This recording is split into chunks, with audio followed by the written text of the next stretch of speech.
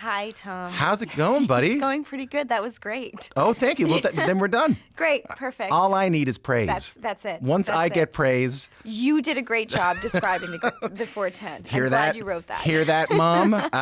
So I want to talk about you before we talk about the show. Okay, sure. So I heard a story that you started acting as a teenager through Craigslist. Yeah. So I think that what happened is I grew up in Rexdale and I didn't know anybody in the film industry. But I kind of knew, because I grew up in front of the TV, that thing that I watched on the TV was what I wanted to do. I just didn't know how to get there. So when I was in high school, I went to a very maths and sciences based high school, and I had this fear of telling anybody about what it was I wanted to do, because I knew as soon as I did, my parents would be like, no, no, no. So, I feel like I have the belief that it's easier to ask for forgiveness than it is for permission. So I started finding gigs on Mandy.com or Craigslist, just hey, we're looking for an actress. And I would audition for these non-union things. And yeah, and that's sort of what started my career as an actor. So then, help me with this. You said there were two types of roles you would audition for. Neither of them felt like a good fit for you. One was the Rita, one was the Ashley.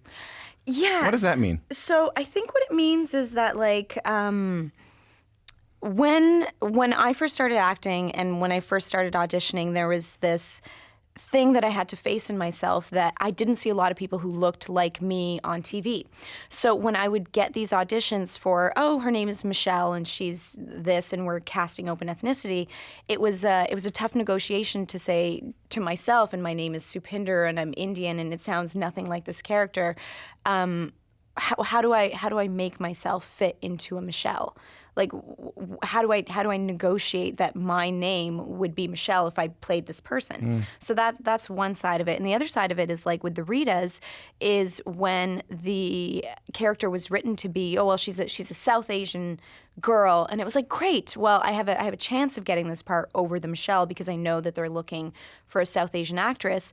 But at the same time, when I would get that, so for example, when I booked Rita on Crawford is the CBC show, right? On the CBC show. And I think that there's a lot of great things about Rita, and she's kind of a fascinating character study.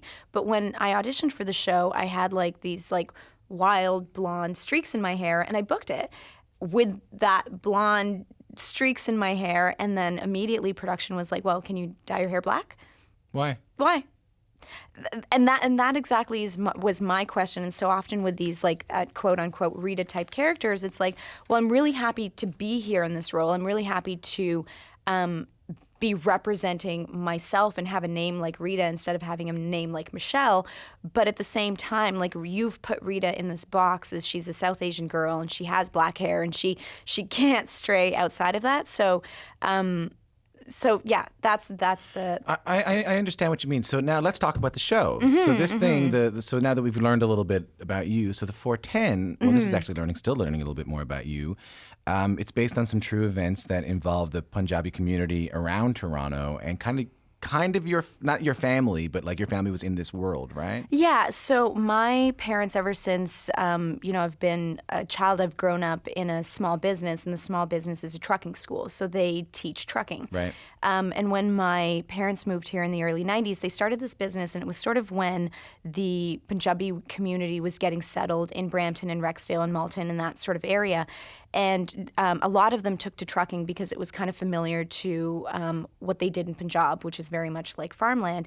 So they did very well for themselves from the get-go. But there was also this thing happening in the late 90s and early 2000s where once you have the ability to cross borders and move freight, there's an opportunity to make a lot of money by moving narcotics. So certain people in the community were getting into it then, and you would see these trucking companies that would start off with 2 or 3 trucks, and then in a year or so they would have 30 trucks, 40 trucks.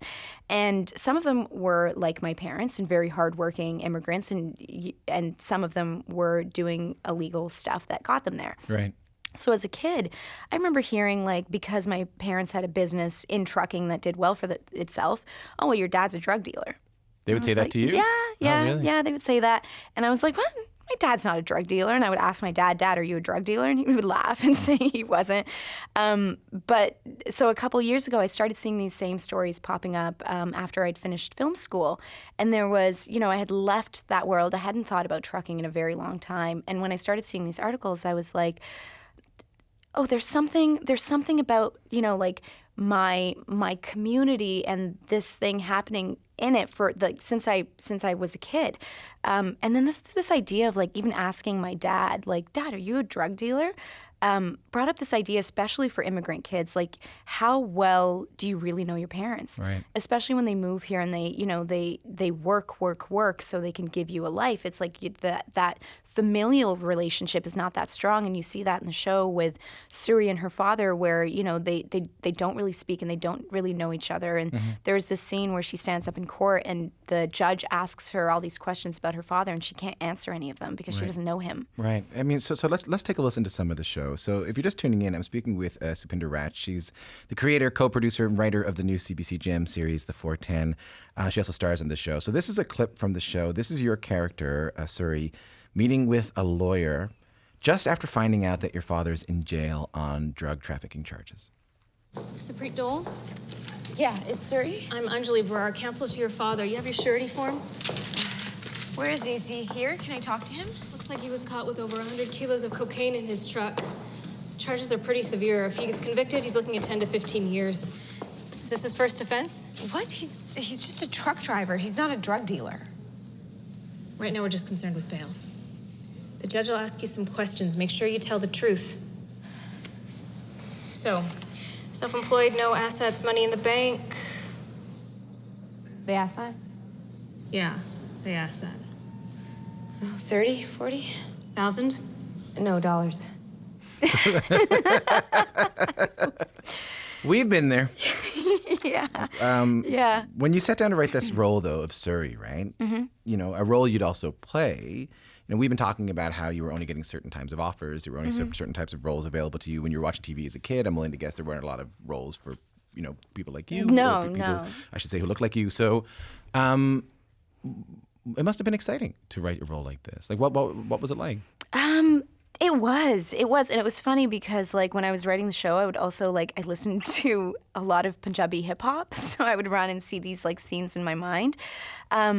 But it was it was great because my imagination just went to all these different places for all the other characters in the show that I wasn't playing, and it was interesting because the first couple of drafts where I would hand them over for people to read, the comments that would come back would be like, the story's great, the characters are great, the only person that we don't like is Suri.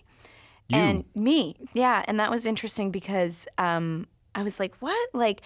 Why is that? And I think even now I'm still examining her traits when I'm watching the show and why I wrote certain scenes for her. But even though I was so excited because for the very first time I had this funding to make this show and I was writing it, the thing is that I wasn't giving myself, because I knew that I was playing the part, I wasn't giving myself the biggest or shiniest, flashiest moments. Why not? I think it's because as a South Asian woman, I've been taught to be quiet, to not draw attention to myself,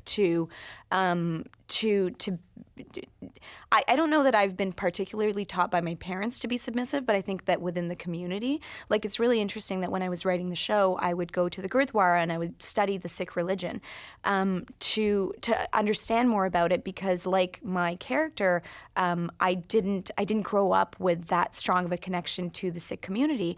But when I would go to the Gurdwara and I would look at the pictures of all the men on the wall or the Babajis that read the prayers, there's very little female representation in those spaces. So I feel like a lot of that influenced me, and almost it also made me angry when I was writing it. We have this scene in the third episode where Suri's at the Gurdwara, and the way that I had written it was to put all these pictures of the female warriors within the Sikh religion that I was studying up on the walls. And if you watch the show, there's only one because I could only find one. like that. I could only find one. Right. And it's interesting because Sikhi as a religion preaches equality. It preaches that men and women are equal. And, when you meet somebody and they have the last name Singh or they have the last name Kaur, it's because it was meant to take away the caste system, that you didn't have a last name. You were either a Singh or a Kaur, and that's how you were defined. So it's not the religion that I have an issue with, but I take an issue a lot with the culture that's surrounded it. And I think that came back to me when I was writing it, and it forced me to look at Suri as a character and try to make her bolder and more outspoken. And even in post, we were giving her lines that we hadn't put in the script to try to punch her up. It's. I mean, I can't get over how meaningful this is, and also a very compelling show at the same time. I can tell it's incredibly meaningful to you.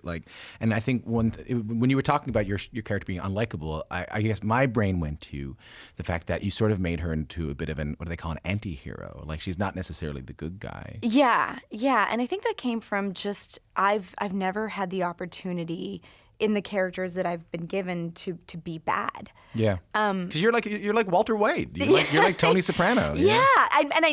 But the other thing is, those are the shows I watch. Those are the shows that I love. So that's exactly what I wanted to play. But it was interesting because I saw this other episode of High Maintenance, and there was a young Muslim girl who was just trying to score marijuana, and it was so indicative of some of the experiences that I've had. But it was the first time I'd ever seen that character represented on television, and I mean, as an actor, I'm very rarely as altruistic as the characters I play sometimes, in terms of she's a doctor, she's a lawyer, she's got her shit together, and I was like, but I don't. As an actor, I've been struggling. I've done good things, I've done bad things, and I've never had an opportunity not only to play that character, but also to see that character played by somebody who looked like me on TV. We only have we've got a couple of minutes left, and I know this is sort of a big question, so I hope you can help me out with it.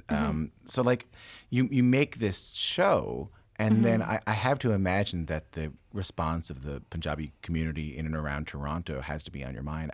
How's the reaction been? Well, first I was scared. Yeah. I was scared when I was writing it about the stuff that I was putting in there, because I knew what I wanted to say, but I just didn't know how it would be received. Right. So it's been twofold. I feel like there are certain people who take issue with some of the choices that I've made, and I think that is okay, because I'm not shying away from those choices, and I'm open to having that conversation with the community, with anybody who wants to have it. Some people have been critical. Yeah, especially about the use of the religion and the way that it's portrayed, Okay. and I understand that. But I think the best moment that I ever had was the show aired on May 2nd, and then I was flying to Los Angeles on the 4th, and I was going through the airport, and we had these hoodies made for the screening, and they say the 410 on the back of them, and I was walking through customs and through security, and this young South Asian, Indian, Indo-Canadian boy stops me just as I'm going through the machine, and I thought he was going to say something like, hey, can you take off your shoes, or you forgot whatever,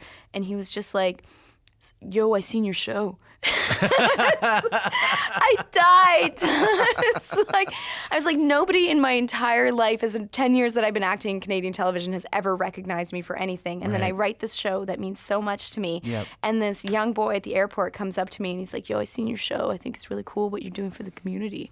And that was I would take any of that bad stuff for that moments like those. Well, as I mentioned, it's a really great show, and thanks for coming in. Hey, thanks for having me.